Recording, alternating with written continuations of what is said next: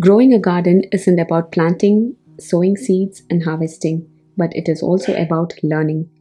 And you learn the best when you reflect on your actions. This reflection is a key to successful garden. It may not seem that way, but it is.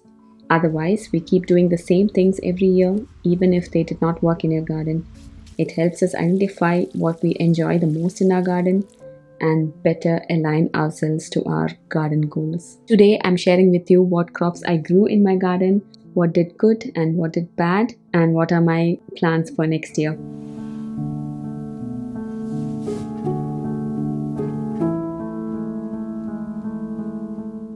Let's start with the star of every garden, the tomatoes. I really enjoy growing tomatoes in my garden, right from sowing seeds until the harvest. This time I gave them a proper cage and also tried not pruning the suckers. Usually they recommend to prune the suckers in order to get big tomatoes that grow on the main stem. But this time I did not do that. Instead, I only pruned the big leaves to manage the weight of the plant. And that gave me more number of medium-sized tomatoes, which is exactly what I wanted instead of a few big-sized ones. So definitely I'm going to continue this method for the tomatoes next year.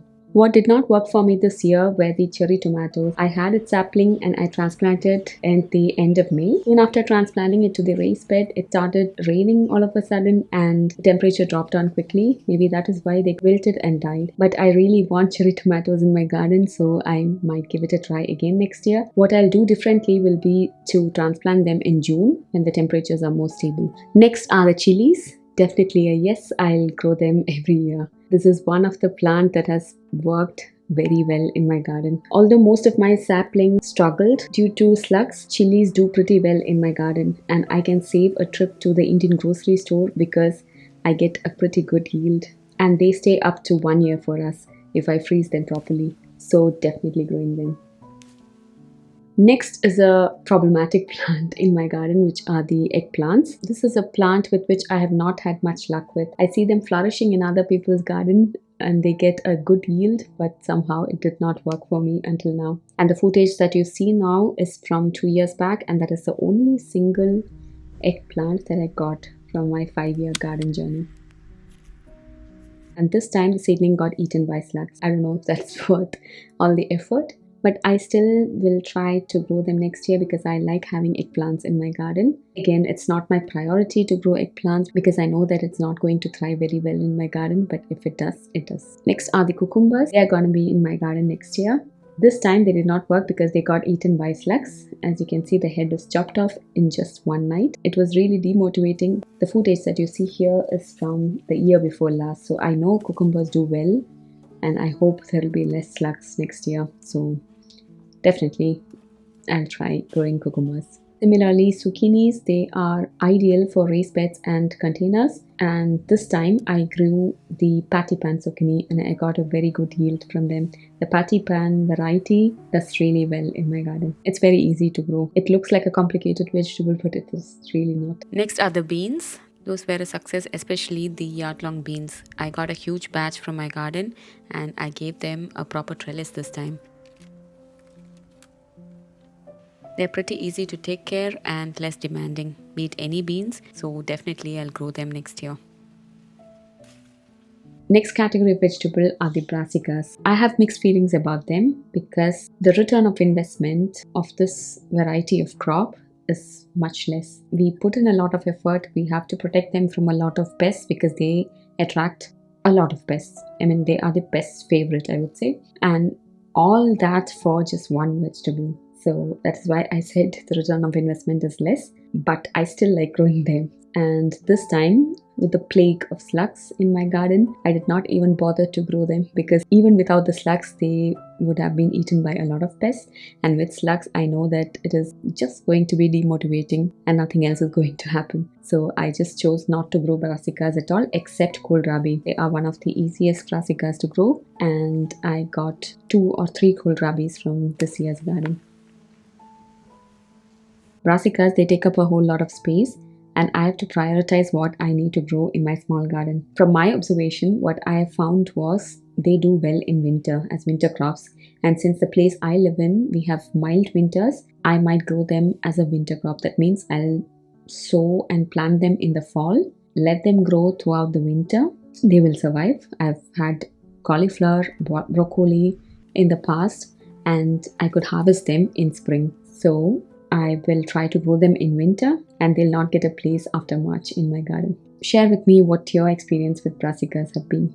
Let's move to the next one, okra. This is a crop I really wanted to grow this year, but they were easily eaten by the slugs. So I did not have even a single okra from my garden, and it was too late in the summer to plant a new one. Definitely going to try again next year. Next, let's move to some cool crops. First one being beetroots. They can be grown right from the start of spring up to the end of fall, even into winters. They will tolerate mild winters. In fact, I have a few of them still growing in my garden. The temperature is around average 8 to 9 degrees right now, but they still survive. So definitely growing them next year. They're very easy to grow and less demanding. Next are the carrots. Their survival rate is less on the ground. I don't know why. Maybe I might grow them only in my raised bed on my patio so that I have a controlled space. We'll definitely grow them in the spring next year. I might even try to sow them right now so that the seeds are sown and they can sprout whenever they feel like, when the conditions are right. I might get a harvest early spring. Next is my least favorite vegetable to eat, but my favorite to grow. Radishes. I enjoy growing them. As I said, they are very easy to maintain and very beautiful once they mature, but I don't like eating them. Maybe I've not found the right recipe to cook them, but I might try to grow them because they're cool season crops, so it does not take much space. And if I don't like eating them, then I might give it to my friends. Next, let's talk about spinach and lettuce. They are very easy spring crops. We'll definitely grow them in the spring next year. The key to successfully growing them is to start early in the spring before the temperature rises. This year, I had a good supply of spinach during this entire spring. Now let's move to my favorite, the strawberries. Strawberries in my vertical garden did well this time. However, the berries were a little sour. I don't know if we can do anything to make them more sweeter. Let me know if you know any technique. I'm hoping a much bigger harvest next year, since it would be their second year when it is supposed to produce more than the first year. The next category of crops are the herbs. I will continue to grow mint, lemon mint to be specific. They did well this year, both in containers and on the ground. Basil also did very well this time for me. If you want to know how to grow a ton of basil just from one pot of basil from the supermarket, then I'll link a video here. The next herb that I grew this year were the coriander. I use them in different dishes, so definitely I'm going to grow them next year. Next category are the flowers. I'm learning about flowers every year. There are a lot of varieties available and I want to have as many flowers as possible in my garden. So let's first dive into annual flowers. First one are the black-eyed Susan. I grew them and they took over the whole trellis and they were packed with blooms. I couldn't take a video of that, unfortunately, during summer. I regret that big time, but they were fabulous. So definitely trying them next year. I want to get the white and black variety as well, apart from the yellow and black. Let me check if I can get hold of such a variety. The next are the zinnias. I love having zinnias in my garden. I grew them in containers this time and placed it next to my vegetable garden, and they gave my vegetable garden such a pretty look. So I'll continue to grow them in containers because they are very prone to powdery mildew, so I can move them easily if grown in containers. This was actually suggested by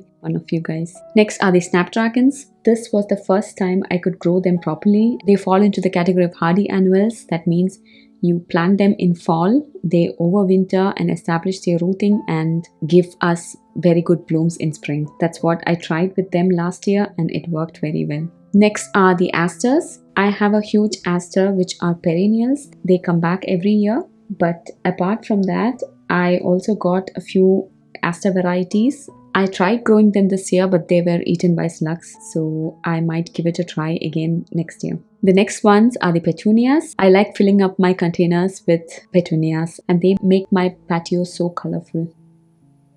Next are the cosmos. What a stunning show that they put in my garden this year. When most of the crops die in fall, this is one of the flowers that blooms even in the cold. Now let's move to the perennials that I planted new in my garden. Let's start with tulips and hyacinths. Till now, I've treated them as annuals because I've only grown them in containers. It was quite a show this year, so definitely growing them next year. They are the ones that motivate me to get out of the garden in spring after that long winter. This year, I also tried growing clematis. I've learned that it is a perennial, so I hope they come back next year. This year, I bought 4 hydrangeas, 2 macrophilias and 2 risp hydrangea. I hope they come back next year because the pruning is a bit tricky with hydrangeas. I hope I do it correctly. Then I also have geraniums in my garden, which I'll treat them as perennial. So I might overwinter and keep it in a protected space and see if it can come back in spring. The next ones are the dahlias. I kept the best for the last. I had 2 dahlia varieties in my garden. They were completely eaten by slugs, but at the end of August, they just came back and they are magically blooming with a ton of blooms. They made such a comeback after a heavy slug attack that it made me really emotional, and they put a stunning show. When everyone's garden is empty, I have my dahlias still blooming. Next one are the chrysanthemums. Unfortunately, I lost my 5-year-old chrysanthemum during a transplanting this year. I should not have done that, but I wanted chrysanthemum in the ground, but that did not work. I like having chrysanthemum. Chrysanthemum is like the cosmos and dahlias which bloom in the late fall until winter. So I really want to have more blooms at that time. So I might buy one more chrysanthemum and treat it as a perennial. These are the crops I grew this year. Some of them did good, some of them flopped, and most of them were eaten by slugs. But still, I had a good gardening journey this year, and I like doing such reflections so that I don't make the same mistake and I can learn from my mistake, and also to see what worked in my garden, because we often forget the successes quickly. I hope you enjoyed this video, and if you liked it, do reflect on what happened in your garden and what is your plan for next year. Also comment down below. I would like to know. Thank you so much for watching. I'll see you in the next. Bye and take care.